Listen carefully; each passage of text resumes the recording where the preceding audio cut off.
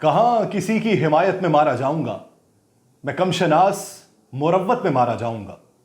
मैं मारा जाऊंगा पहले किसी फसाने में, फिर उसके बाद हकीकत में मारा जाऊंगा। मुझे बताया हुआ है मेरी छठी हिस्ने, मैं अपने अहदे खिलाफत में मारा जाऊंगा। मेरा ये खून मेरे दुश्मनों के सर होगा, मैं दोस्तों की हिरासत में मारा जाऊंगा। यहां कमान उठाना मेरी जरूरत है, वगरना मैं भी शराफत में मारा जाऊंगा। मैं चुप रहा तो मुझे मार देगा मेरा जमीर, गवाही दी तो अदालत में मारा जाऊंगा। फराग मेरे लिए मौत की अलामत है, मैं अपनी पहली फरागत में मारा जाऊंगा। नहीं मरूंगा किसी जंग में ये सोच लिया, मैं अब की बार मोहब्बत में मारा जाऊंगा। नाज़रीन, मैं हूं यासिर रशीद और आप मेरा व्लॉग देख रहे हैं। नाज़रीन, आज दुख्तर पाकिस्तान ने अवाम से खिताब किया। आज कप्तान को कहां कहां से क्या रिलीफ मिला, क्या अदालत की जानिब से पैगाम दिए गए और यह हुकूमती मुंह के ऊपर किस हद तक तमांचा था, इस पर मुफस्सल गुफ्तगू की जाएगी। बात का आगाज दुख्तर पाकिस्तान से करना है, मरियम नवाज साहिबा की बात से। उन्होंने आज मीडिया से गुफ्तगू में अपनी बात का आगाज इस तरीके से किया कि आप अब सवाल पूछते हैं कि सहाफियों को क्यों उठाया जा रहा है, आप सवाल पूछते हैं कि सहाफियों के गिर्द घेरा क्यों तंग किया जा रहा है। आप तब क्यों नहीं बोले कि जब सहाफियों को उठाया जाता था, जब सहाफियों की पेट में गोलियां मारी जाती थी, जब उनकी टांगें तोड़ दी जाती थी, हड्डियां तोड़ी जाती थी, तब तो कोई नहीं बोला। आज आप बहुत बोल रहे।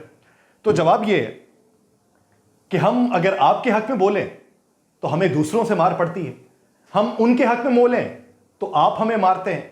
हम चुप हो जाएं तो नौकरी से निकाल दिए जाएंगे और हालात हमें मार डालेंगे।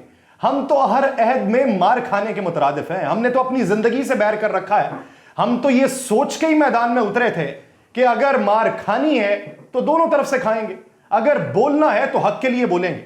सहाफी किसी पार्टी का माउथ पीस नहीं होना चाहिए, यानी आपकी आंखों के ऊपर पैसों की पट्टी नहीं होनी चाहिए, आपकी आंखों के ऊपर चाहत की पट्टी नहीं होनी चाहिए। आप जो कुछ देखें वो आपकी जबान पे आए और आप अवाम के सामने ला सकें। यह ना हो कि आज आपने जो कोई बात की हो, आपको मुस्तकबिल में जाके उस पर नदामत हो। आप ये सोचें कि मैंने ये क्या कह दिया, मैंने ये किन वजूहात की बुनियाद पे इनका साथ दे दिया। ऐसा नहीं होना चाहिए। अगर कोई गलत इकदाम उठा रहा है और आपकी वो हिमायत याफ्ता पार्टी है तो तब भी आपको उसके खिलाफ बात करनी चाहिए, आपको वो आईना अवाम को दिखाना चाहिए। मरियम नवाज साहिबा ने जो बातें की हैं उन बातों में यह भी थी कि इमरान खान के हवाले से मैं चाहती हूं कि वो पेशियां भुगते। अगर हुकूमत इमरान खान से मुआहिदा करना चाहती है, बैठ के डायलॉग करना चाहती है, तो उसी तरीके से होने चाहिए जिस तरह एक कलदम जमात के साथ होते हैं, उसी तरीके से होने चाहिए जिस तरह एक दहशत गर्द के साथ होते हैं। यानी ये आज मरियम नवाज साहिबा की जानिब से इमरान खान को दहशत गर्द कहा गया। अब इमरान खान साहब ने इस्लामाबाद हाईकोर्ट में पेश होना है कल।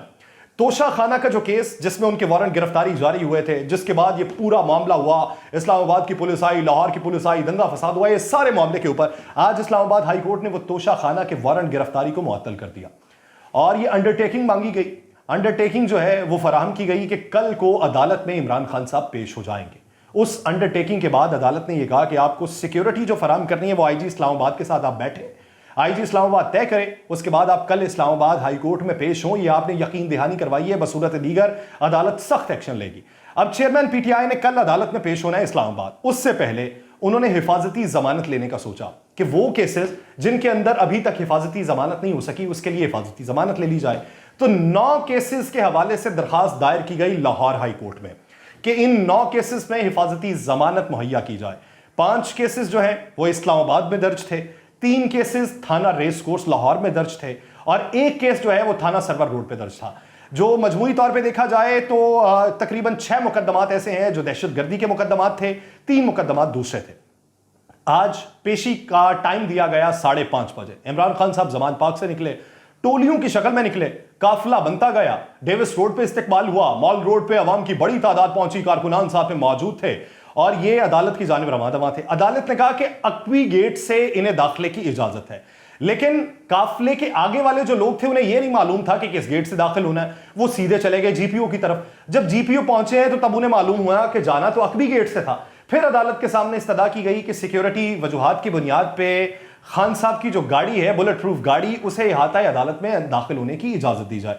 अदालत ने हुक्मनामा जारी किया कि ठीक है, गाड़ी अकेली इहाता अदालत के अंदर आ सकती है, कारकुनान आपके बाहर रहेंगे। कारकुनान की इतनी बड़ी तादाद थी, बाहर क्या रहना था, तमाम के तमाम कारकुनान अहाता अदालत में पहुंच गए। अब एक बड़ी तवील कतार लगी हुई है, अहाता अदालत के अंदर मजमा मौजूद है। वहां पे जो एलीट फोर्स के एहलकार थे, एंटी राइट फोर्स के एहलकार थे, उन्होंने जब इतना मजमा देखा वो पीछे हट गए।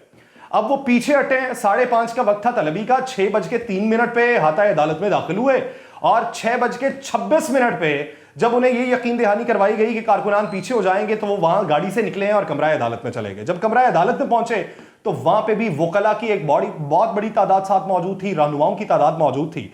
अब 6 केसेस उसमें ऐसे थे कि जिसमें 2 रुकनी बेंच ने समाअत करना थी और 3 केसेस ऐसे थे जिसमें सिंगल रुकनी बेंच ने समाअत करना थी।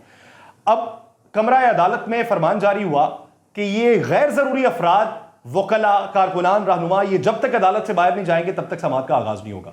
वो अदालत से बाहर आए, समाअत का बाकायदा तौर पर आगाज हुआ। अब उसमें इस्तदा की गई, इमरान खान साहब रोस्टम पे आए, वकील ने ही कहा कि हमारे ऊपर मुकदमात इतने हो रहे हैं कि हमें भी उनकी तादाद का मालूम नहीं है, सियासी इंतकाम का निशाना बनाया जा रहा है, तो अदालत जो है ये तमाम मुकदमात में हमें हिफाजती जमानत दे। खान साहब आए रोस्टम पे, तो खान साहब ने मौक़िफ़ ये अपनाया कि ये हुकूमत जो है मुझे सियासी इंतकाम का निशाना बना रही है। ज़मान पाक में जो एपिसोड चला है वो गेम मेरे हाथ से बाहर निकल चुकी थी। मैं अदालत का मशकूर हूं कि अदालत ने इंटरवीन किया, जिसके बाद हालात कुछ कंट्रोल में आए। मैं आईन और कानून की हुक्मरानी चाहता हूं। मैं नहीं चाहता कि मैं किसी जगह पे आईन और कानून की पामाली करूं। मैं नहीं चाहता कि अदालत मुझे बुलाए और मैं इनकार करूं। मैं हर अदालत में पेश होने को तैयार हूं, लेकिन वो जो कचहरी अदालत है वहां पे मैं पेश इसलिए नहीं हुआ कि उसका रिकॉर्ड ठीक नहीं है। वहां पे वकला भी मरे हैं, जजेस का भी कत्ल हुआ है, वो एक डेथ ट्रैप है, उसके अंदर फंसाने की कोशिश की जा रही है। आप वो केस किसी और अदालत में लगा दें, मैं वहां पे हाजिर हो जाऊंगा।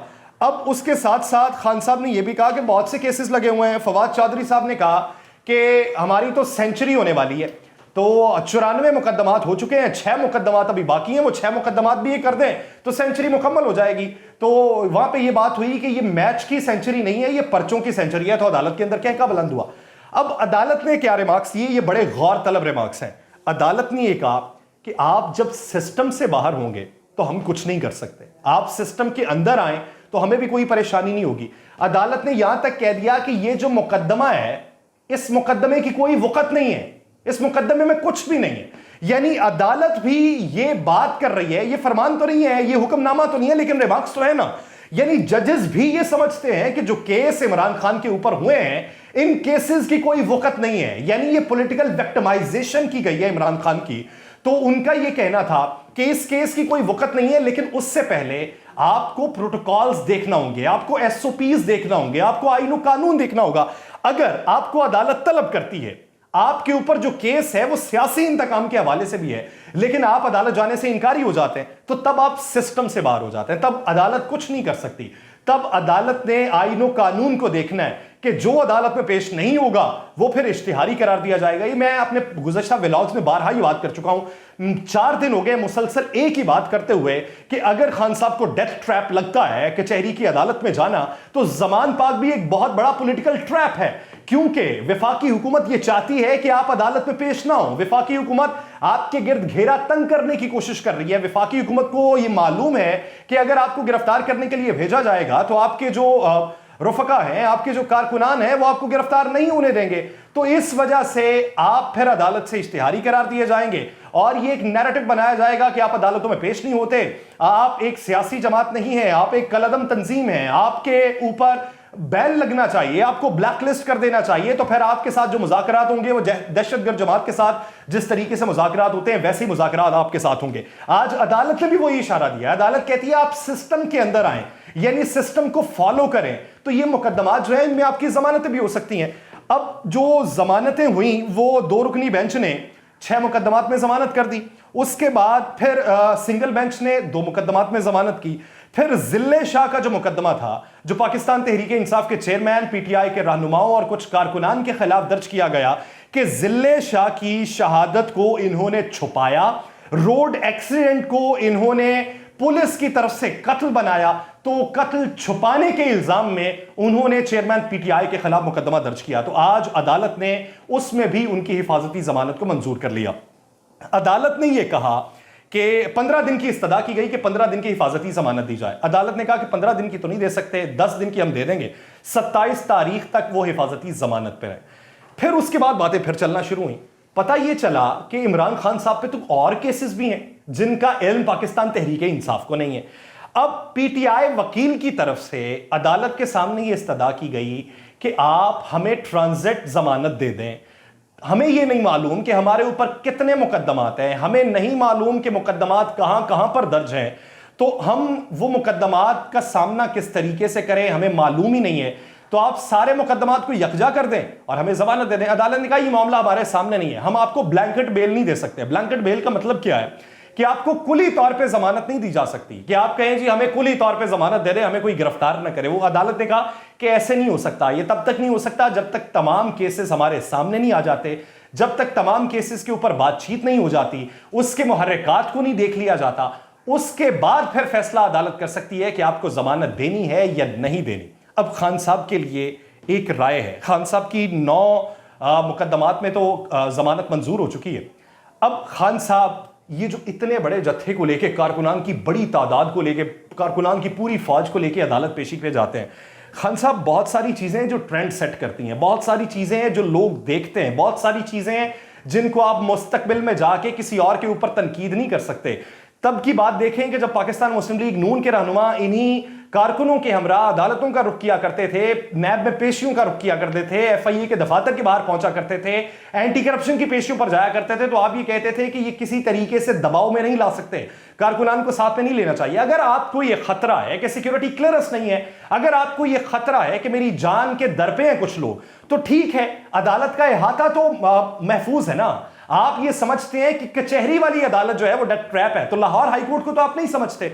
आप इन सब लोगों को साथ लेते, आप फरमान जारी करते कि जीपीओ के पीछे सारे रुक जाएंगे, उसके आगे सिर्फ 2 गाड़ियां जाएंगी आपकी, साथ में पुलिस की गाड़ियां होंगी और अहाता अदालत में आप दाखिल होंगे और अहाता अदालत में कोई कारकुन नहीं जाएगा। आप ये पैगाम दे सकते थे। आप इससे बरी जिम्मा नहीं हो सकते ये बयान देके कि कारकुनान मेरी बात नहीं मानते। लीडर वो होता है जिसकी एक उंगली के इशारे से हरकत रुक जाए और जिसकी एक उंगली के इशारे से कारकुनान अपने कदम उठाएं, लीडर वही होता है। अगर ये आपके कारकुनान है, अगर आप ये समझते हैं कि ये आपसे मोहब्बत करते हैं, आपकी बात को मानते हैं और आपके एक इशारे से पाकिस्तान बंद भी हो सकता है और आपके एक इशारे से ये तमाम पाकिस्तान के लिए बेहतरी के इकदामात को रोशन कर सकते हैं, तो ये पैगाम देना शुरू करें। ये इतने कारकुनों को लेकर जाने की जरूरत नहीं है। जब आप समझते हैं, आपके कारकुनान भी समझते हैं, अदालतें भी समझ रही हैं कि आपके ऊपर होने वाले केसेस जो हैं इनमें कोई हकीकत नहीं है, ये केसेस जानदार नहीं है, तो फिर एक नैरेटिव बनाइए। जो आपके खिलाफ एक नैरेटिव बन गया है उसको कहीं ना कहीं दबाने की कोशिश कीजिए।